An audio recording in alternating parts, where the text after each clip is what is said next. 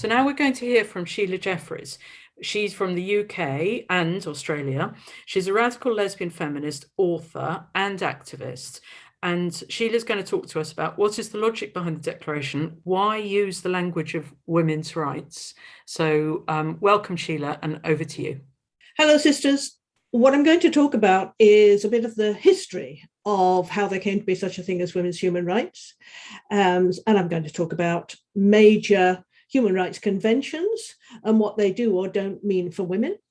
I'll see how far I get today, because I know there's quite a bit of history that we might need to consider. If I don't get too far, I shall come back another day.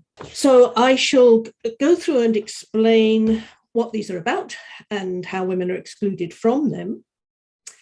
The notion of human rights was not really used, and the language of human rights wasn't used at the time of the League of Nations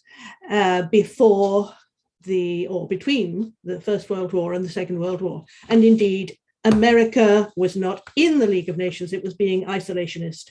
So that may be one of the reasons why that particular language was not in the League of Nations. The United Nations, which uses the language of human rights and sets up the idea of men's human rights, women's human rights, supposedly universal human rights, came out of the Second World War. The Second World War was so horrendous, particularly in terms of the Holocaust and the extraordinary violations of human rights that took place, that it was felt that there needed to be a Charter of Human Rights coming out of the League of Nations. Now, so you see the first, the document here is the 1945 United Nations Charter, which set out what the United Nations was going to do. The woman who was sent to the meeting that developed the charter was Eleanor Roosevelt. Eleanor Roosevelt was the wife of Franklin D. Roosevelt, who was the US president and died shortly before the end of the Second World War. And she was a strong feminist. She was also a lesbian. I think that does need to be pointed out so that we make sure that we do not erase lesbian history. She was involved for decades with a journalist called Lorena Hickok. Her husband, who before she got involved with Lorena, he became involved with his secretary and was involved for decades with her. So they lived very semi-detached lives. Now, Eleanor went with the strength of feminists and a feminist movement behind her to the meeting that set up the United Nations Charter, and it was her intention to make sure that the word sex, which we can see here, was in that charter. If there had not been a strong feminist movement determined to achieve that, then it is likely that the word sex would not have been there. So in the United Nations Charter, you see that it actually says, without distinction as to race, sex, language, or religion. Now, the idea of human rights was then put into the Universal Declaration of Human Rights, the UDHR, in 1948. And we can see how this works. It replicates some of the language of the Charter. It says here, everyone is entitled to all the rights and freedoms set forth, without any distinction of any kind, such as race, color, sex, language, religion, etc. You will notice that there is nothing about gender at this time, of course. And then we have Article 12 here, and you begin to see where there are some problems with rights and the way that men have conceptualized them, because we've got here, no one should be subjected to arbitrary interference with his privacy. And you can see problems are starting to arise here. The family, so this is about men's privity, men's homes, men's families, which should not be interfered with by the state. And as you are doubtless aware, the home is the place where most violence against women takes place. Nor to attacks upon his honor and reputation. So what a woman's honor is an interesting question. Women have never really had honor or dignity. Those terms don't really apply to women. So we've got a setup here of a sort of masculine prototype of the person who has rights. Another little problem here, The family is the natural and fundamental group unit of society as is entitled to protection by society and the state. And that's a problem because it does suggest there should be no interference with the family, which really means a unit which is controlled by men and embodies men's power and in which women and children are controlled. So it's actually stating that the family is the realm of men and separate from state interference. Now, these rights set out in the Universal Declaration of Human Rights were then incorporated into two significant, what were called covenants, in 1966. The first of these was the International Covenant on Civil and Political Rights, the Iccpr. Now, this is a document which incorporates the traditional notion of human rights. And where did human rights come from? The ideas that are in here, they came from a struggle by a newly developing class at the time of the Industrial Revolution in the 18th century. The new bourgeoisie wanted to limit the absolute power of the government and of the king and set out that they did have human rights, ways in which they should not be treated. For instance, it says here, every human being has the inherent right to life. So this actually meant the rights of these particular men. They never meant the rights of women at that time. And these rights are now coming into the International Covenant on Civil and Political Rights. You can immediately see the difficulty here because the women do not have the same sort of right to life. Women are actually killed by men in their homes as well as in other places, but that was never meant. What was meant was the state imprisoning men who thought that they should have rights, or executing men without fair trial who thought that they should have rights and so on. So it was never intended to apply to women. It was never intended to apply to all of the women who will die because the rights to abortion have now been removed in the state of Texas. So women's lives have now been considered important in traditional human rights understandings. And then we've got Article 7 here. No one shall be subjected to torture or cruel, inhuman or degrading treatment or punishment. And women, of course, are subjected to all of these things in the home, often for many years, in which they suffer very cruel kinds of torture by male partners or husbands. Now, the problem with the way that these rights are expressed, which of course did not apply to women, has been explained by feminist theorists in terms of the public-private split. Many of you here will be familiar with everything I'm saying, and also the public-private split. So just in case that is not the case, I'll explain what that means. These traditional rights were about the public sphere, what the state does to men and that men don't like them doing in the public sphere. They never applied to the private sphere because the private sphere was the private sphere of men's power over women and children, and these rights absolutely did not apply to that.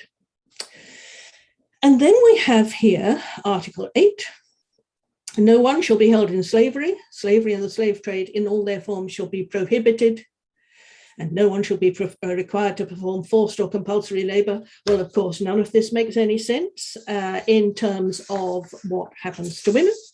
There are millions and millions of women who are held in slave marriages that they have been sold or exchanged into as children or forced into as young adults. They have no right to leave those marriages.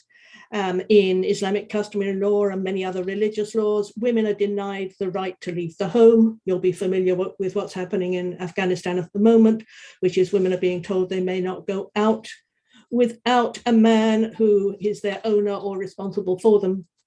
And this means that women whose husbands, for instance, have been killed in war, cannot support their children, they cannot go out to it, they cannot go out of the house, and so on. And at the moment, many of them are in a very, very perilous situation.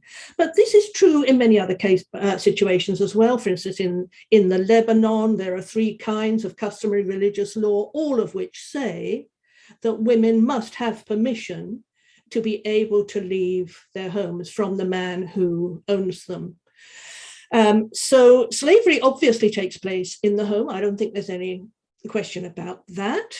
No one should be required to perform forced or compulsory labor. Well, women do. Women are required to produce children that they do not wish to produce. They are forcibly impregnated. They have no choice over that. They are obviously expected to do housework. This is an ordinary part of the slave contract in marriage.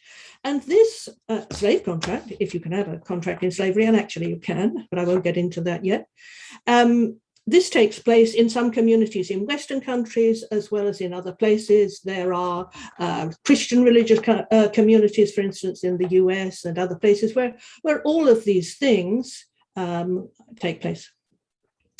Now, Article 9, everyone has the right to liberty and security of person. No one should be subjected to arbitrary arrest or detention. No one should be deprived of his liberty, except on such grounds and in accordance with such procedures as are established by law. Well, as I've explained, women absolutely don't have the right to liberty and security of person.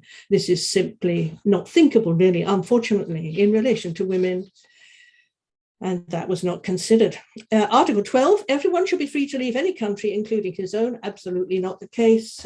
Women are not allowed to leave Saudi Arabia, very difficult for them to do so. And so on. Now, the other covenant, which passed in 1966, was the International Covenant on Economic, Social and Cultural Rights. Now, the previous covenant that we've been looking at was very much approved by the United States because it was about individual rights, and individualism is rampant in the US, and they approve of that concept of rights. This covenant was not so much approved by the United States because it's about rights of people as a class in terms of employment or in terms of culture and so on. So this was not such a popular covenant. There are many problems with this covenant as well for women.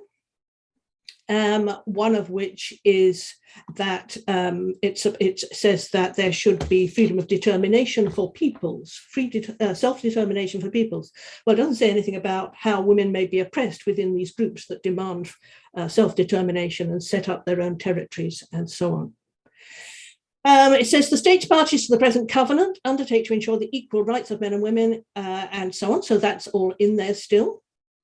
And it recognizes the right to work, which includes the right of everyone to the opportunity to gain his living by work, which he freely chooses or accepts, and will take appropriate steps to safeguard this right. Well, of course, women don't have that right. Women work in the home. They don't get paid. They have no trade union. And all of the work that women do, which is the very basis of the capitalist system and of men's power and control and prosperity, none of that is recognized by this covenant. Now, clearly, it was recognized that these covenants, and up till this point, did not necessarily cover the interests of women. It was the 1957 one as well, which was on slavery, didn't cover women, and so on. So the fact that there had to be, in 1979, a convention on the elimination of all forms of discrimination against women, CEDAW, the fact that a women's convention had to exist shows clearly that all of these other conventions did not include women, were not intended to include women, and so on. And though we in the WHRC consider CEDAW to be very important and promoted, there are problems with this convention as well. For instance, if we look at Article 1, it says, for the purposes of the present convention, the term discrimination against women shall mean any distinction, exclusion, or restriction made on the basis of sex. Good. But it talks about a basis of equality of women and men. And the concept of equality is, unfortunately, one which is really not in the interests of women and cannot represent the interests of women. As many feminist scholars have pointed out, the idea of equality is extremely problematic because, as Catherine McKinnon explains, the whole way that the world of male domination is organized whether we're talking about work or sport or whatever we're talking about, was constructed by men in their interests and in their image. So there's no level playing field that women can possibly achieve because of the way that everything is set out. Catherine McKinnon talks about there having been an affirmative action program for men, which has constructed the world in a way which gives them huge advantages and makes it because it's created around men's bodies, around their interests, and so on, impossible for women to have any equality in. If we just think about, for instance, parliaments to begin with, they regularly operate outside ordinary working hours, so women with children can't easily take part. They do have toilets now. When the House of Commons first admitted women MPs, they didn't have toilets for women. Debates in the parliaments are based upon the debating societies in elite boys' schools. The men insult each other, they use aggressive tactics. None of these things suit the way that women are trained throughout their lives to behave. And they may, for many reasons, not be effective. So parliaments are constructed in the image of men, and women are supposed to somehow fit themselves in. If women don't fit themselves into these male constructed institutions and norms, then women are blamed, and women are said to be not sufficiently wanting to be involved, not really wanting to be in Parliament. Let's think about the world of work. That's organised around men who have women at home to organise their homes, the childcare, the food, the housework. Carol Pateman talks about the individual, and obviously the individual means a man, worker, having the wife at home who packs his lunch pail. That's how it was all conceptualized. And so when women work, they don't have wives. And so they have to do two jobs and work out how to organize childcare around that system. And it's simply not possible for women to slot themselves in because they have to look after children, sick family members, and so on. If we think about sport, it's organized around men and masculinity. Every system and institution of men's world was constructed by them in their interests. And women can't ever be equal by struggling to enter them. I don't know whether any of you have seen on British television, we have had advertisements for the Paralympics on television, horrendous advertisements that all show people with disabilities who are athletes with bruises and blood and bleeding, and it's all about, you can do it, you can go beyond the limits. It's about masculinity, extreme, aggressive masculinity, in a way that's so horrifying that we actually have to sort of hide the television, or did have to, at the point at which these awful adverts were on. So we can see what the ideas are behind the Olympics. So equality is a very problematic concept. Political scientists have created the term substantive equality to apply to this problem. And substantive equality is based on the recognition of the very different situations that groups in a population may be in, such that formal equality, the problem of equality I've just been talking about, actually in the end discriminates against them. I'm not sure that the idea of substantive equality is sufficient either, because it doesn't really address the problem of the extraordinary transformation of societies, the societies men have set up, that's required in order to enable women to have any fair chance. So as I just said, the idea of equality in the end blames women. Women are the ones who don't try. They don't try to get promotion. They don't try to be heads of Fortune 500 companies and so on. And they don't try hard enough, and that is why they have very little money when they retire, because they've had to interrupt their careers to look after everybody else and so on. Another problem with CEDAW, and I think we will, because I've been talking probably long enough today, talk about this at some other time, is that it's concerned with the public world. It doesn't relate to the private world, in which most of the harms to women are effected. Feminists campaigned after CEDAW to cover this very serious gap, and the result was the 1993 Declaration on Violence Against Women, which, though a very good document, has problems of its own. But I will talk about that, I think, some other time. Now, I just want to finish off by saying that though there are many problems with the idea of human rights, the idea has been very much criticized for its individualism, for instance. There are many ways in which women are still excluded, and I've only touched on the problem. And I was against using the idea of using human rights up until I wrote my book, The Idea of Prostitution, in 1997. By that time, I decided that it was necessary to use rights language and mechanisms to argue for women internationally. It was the only way in which women's concerns could get onto the international agenda. Now, all that I've been talking about today comes from feminist human rights theory, which was greatly expanded in the 1990s. But more recently, I feel there's been a general failure of confidence and hope in using women's rights, because there's been a move to the right politically, and of course, as a result of the assault of transvestites on the notion that women exist. But I feel encouraged by the fact that through this network of ours, a new generation of women's rights activists is being created with new enthusiasm for the task, and this gives me hope. Thank you very much.